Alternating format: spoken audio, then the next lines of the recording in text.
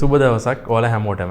Wedding map wedding planning video series එකේ පස්වෙනි video එක තමයි අපි අද මේ විදිහට ඔයාලට අරන් එන්නේ.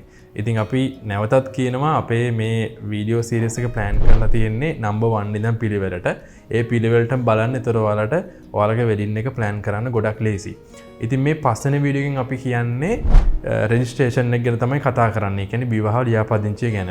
මොකද ගොඩක් දෙනෙක් තමන්ගේ වෙඩින් එක ගන්න දවසේම තමයි විවාහ ලියාපදිංචිය කරන්නේ. කියන්නේ රෙජිස්ට්‍රේෂන් එක කරන්නේ. එතෙන්දී විශේෂයෙන් කියන්න ඕන වෙඩින්ස් ගොඩක් හැපන් වෙන්නේ. ඒ කියන්නේ ගොඩක් නැකත් තියෙන දවස්වලට. ඉතින් එතකොට ඔයා මුලින්ම වගේ රෙජිස්ට්‍රාර්වරයා හම්බෙලා එයාගේ වෙඩින් දිනේ සහ අදාළ වෙලාව වෙන් කරගන්නේ ගොඩක් වැදගත්. මොකද නැත්තම් ඔයාට ගොඩක් පහුවුණොත් ඒ කාර්ය කරන්න ඔයාට අදාළ රේෂාර්වරයාගේ ටයිම් එක ඔයාට ඕන විදිහට ගන්න බැරි වෙයි. ඒ නිසා තමයි අපි මේ වීඩියෝ එකත් පොඩ්ඩක් මුලට වගේම දාලා තියෙන්නේ මේ ප්ලෑනින් ප්‍රොසෙස් එකේ. ඉතින් විශේෂයෙන් කියන්න ඕන රෙජිස්ට්‍රේෂන් එක කරනවා කියලා කියන්නේ මෙතෙන් තමයි නීතියෙන් විවාහ වීම වෙන්නේ. මොකද අපි පෝරුවට නැගලා චාරිත්‍රාක් විදිහට ඒ චාරිත්‍ර කරාට නීතිය ඉදිරියේ බිරිඳ සහ සැමියා විදිහට පිළිගන්නේ මෙන්න මේ රෙජිස්ට්‍රේෂන් එක කියන ක්‍රියාවලියෙන් පස්සේ. රෙජිස්ට්‍රේෂන් එකට අදාළව ඔයාලා විසින් සකස් කරගන්න ඕන ඩොකියුමන්ට්ස් කිහිපයක් තියෙනවා. ඒ වගේම කරන්න ඕන කාර්යයන් කිහිපයක් තියෙනවා. ඒක ඇත්තටම පුද්ගලයාගෙන් පුද්ගලයාට වෙනස් වෙනවා. ඒ නිසා අපි මේක අවස්ථා 6ක් යටතේ කතා කරනවා. පළවෙනි අවස්ථාව තමයි බ්‍රයිඩ් ඇන්ඩ් ගෲම් දෙන්නම එකම කොට්ටාශේ පදිංචි වෙලා නම් ඉන්නේ. එතෙන්දි කොහොමද කරන්න කියලා තමයි අපි මෙතෙන්දි කතා කරන්නේ.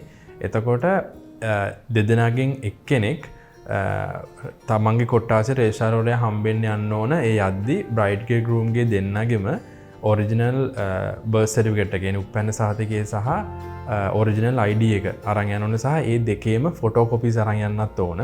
ඒ වගේ මේ යන්න ඕන අවුරුදු 18ට වැඩි සාක්ෂිකාරෝ දෙදෙනෙක් එක්ක.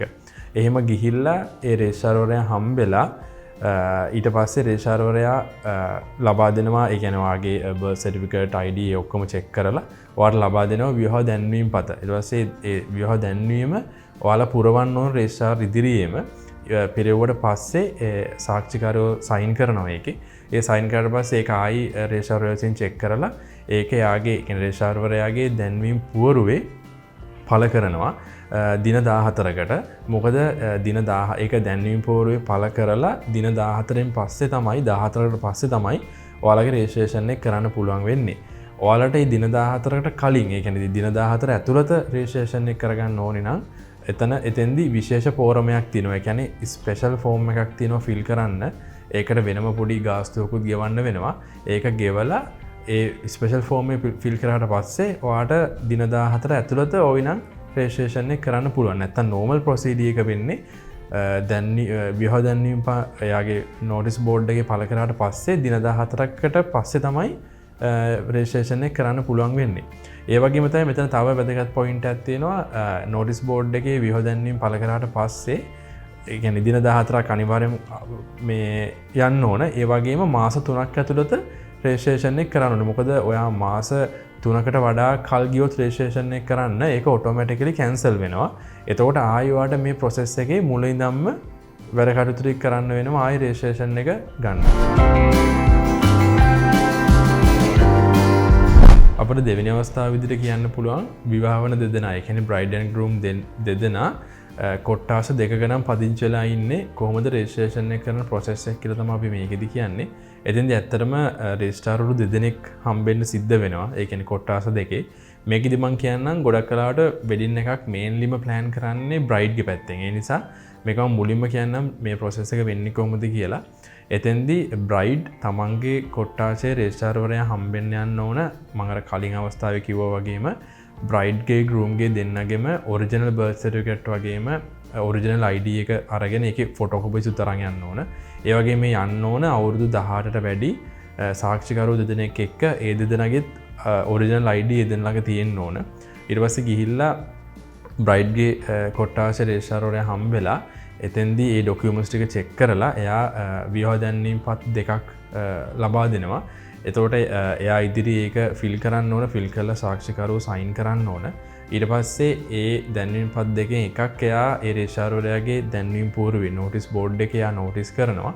ඉතුරු දැන්වීම් පත බ්‍රයිඩ්ගේ අතට ලබා දෙනවා. ඊට පස්සේ බ්‍රයිඩ් ඒ දැන්වීම් පත ලබා දෙන්න ඕන ගෲම්ට. ඊට පස්සේ ගෲම්ගේ කොට්ටාසේ රේෂාර්වරයා හම්බෙන්න යන්න ඕන ඒ විවාහ දැන්වීම් පත අරගෙන. ඊට පස්සේ ඒ යන්නත් ඕන අවුරුදු 18ට වැඩි සාක්ෂිකරුවෝ දෙදෙනෙක් එක්ක. ඒ වගේම බ්‍රයිඩ්ගේ ගෲම්ගේ දෙන්නගෙම ඔරිජිනල් බර්ත් සර්ටිෆිකේට් එක අරන් යන්න ඕන සහ ඔරිජිනල් ID එක අරන් යන්න ඕන. ඒ වගේ මේවේ ෆොටෝකොපි අරන් යන්න ඕන. අර සාක්ෂිකරුවෝ දෙදෙනාගෙත් ඔරිජිනල් ID තියෙන්න ඕන. එහෙම ගියාට පස්සේ ඒ ගෲම්ගේ කොට්ටාසේ රේෂාර්වරයා එක විවාහ දැන්වීම් පතක් ලබා දෙනවා ෆිල් කරන්න එයා ඉදිරියේ. ඊට පස්සේ ඒක ෆිල් කරලා ඒක සයින් කරන්න ඕන. එතකොට සාක්ෂිකරුවෝ ඒක ඊට පස්සේ ඒ ඩොකියුමන්ට් එක චෙක් කරනවා ගෲම්ගේ කොට්ටාසේ රේෂාර්වරයා. ඊට පස්සේ එයාගේ නෝටිස් බෝඩ් එකේ ඒක නෝටිස් කරනවා.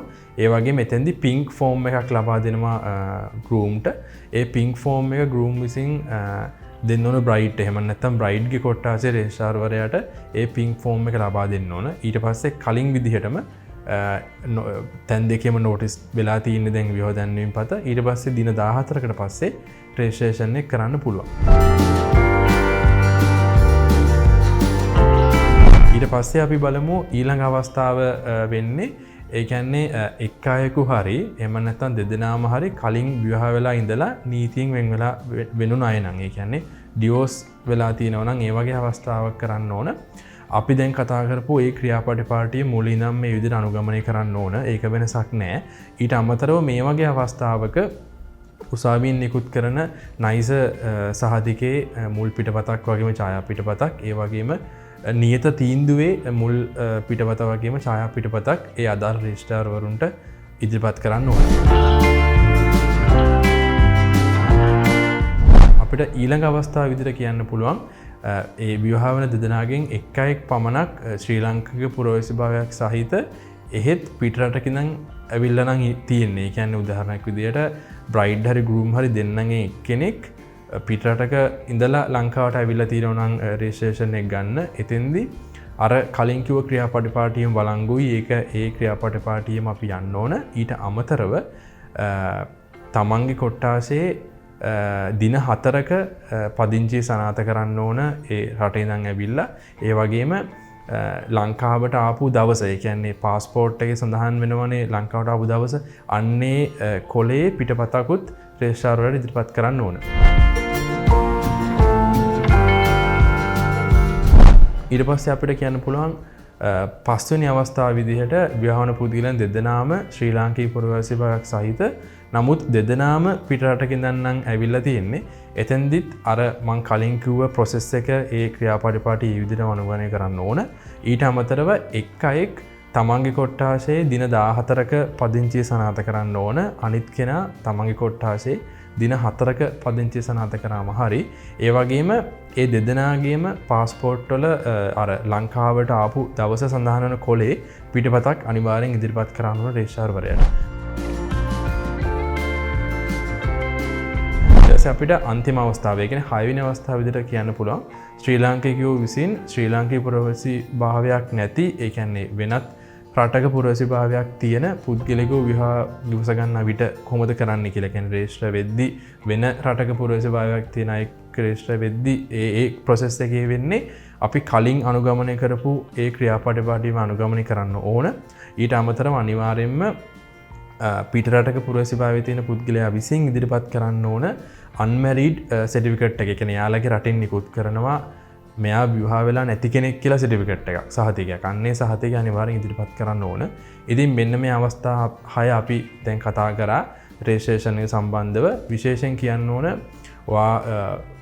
මුලින්ම කියන්නේ වෙඩින් එකට ඩේට් එකක් ෆයිනලයිස් කරාට පස්සේ අනිවාර්යයෙන්ම රෙජිස්ට්‍රාර්වරු හම්බෙලා ඔයාගේ වෙඩින් ඩේට් එක සහ ඒ අදාළ වෙලාව වෙන් කරගන්න. මොකද නැත්තම් ඒ රෙජිස්ට්‍රාර්වරුන්ට ඔයාට අදාළ වෙලාව වෙන් කරගන්න බැරි වෙයි දිනේ සහ වෙලාව. මොකද කාර්යබහුලත්වය නිසා නැකත් තියෙන දවස් නිසා ගොඩක් වෙඩින් හැපන් වෙන්නේ.